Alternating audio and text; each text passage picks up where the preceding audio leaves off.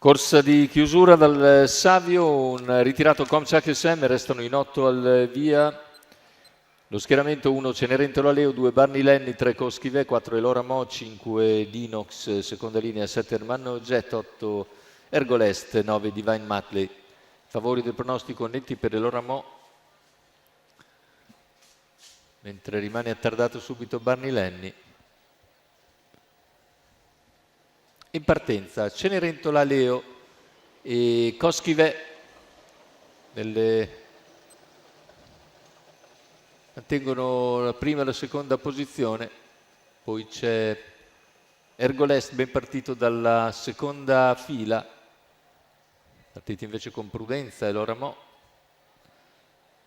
Quarta posizione per Ermanno Jet, primi 200 in 15,2 per Cenerentola Leo che guida su Coschivé, quindi Ergolest, ancora Ermanno Jet e via via gli altri con Elora Mo che prova ora a risalire dopo i primi 400 metri completati in 37 da Cenerentola Leo.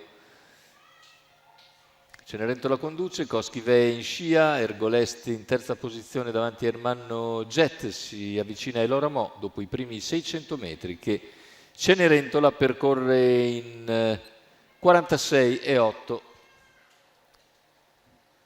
Tutto sommato andatura tranquilla fin qui. Cenerentola Leo si trascina a Coschivé, all'esterno Elora Mo risale gradualmente e si trascina Dinox. Giro in 1,1,6. Al largo anche Barney Lenny che ha recuperato dopo l'errore in fase di allineamento, fase di lancio. Se ne vanno i primi 1000 metri di gara con Cenerentola in vantaggio 1,16,8. All'esterno si impegna Elora Mo che è a 500 dalla conclusione, intensifica i propri sforzi, a contatto rimane sempre Coschivé, poi Ergolest, 400 alla conclusione con Cenerentola che prova a scappare, Elora Mo sempre all'esterno di Coschivé che aspetta l'open stretch, poi c'è Ergolest con Ermanno Jet in schiena, retta d'arrivo, Cenerentola ed Elora Mo le prese, Elora che ora dà un attacco deciso e nel finale si avvantaggia per concludere ancora vincitrice probabilmente su Coschivé che finisce fortissimo all'esterno, ma probabilmente è ancora tardi e l'arrivo comunque da rivedere perché Coschivé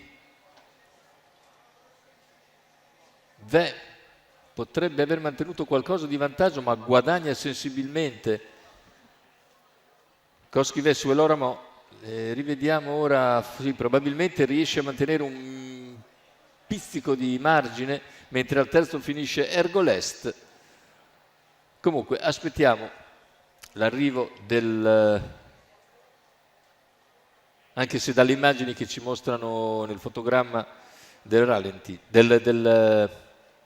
dell'arrivo sul traguardo, il fermo immagine conferma praticamente il successo di Elora Mo. Carmine Piscoglio che raddoppia così in serata con Elora Mo per conto di Andrea Bigliardi e del signor Giuseppe Colantonio. È tutto per questo convegno di corse e l'appuntamento è per sabato prossimo 16 agosto con il Gran Premio Città di Cesena, doppio chilometro per cavalli di 4 anni.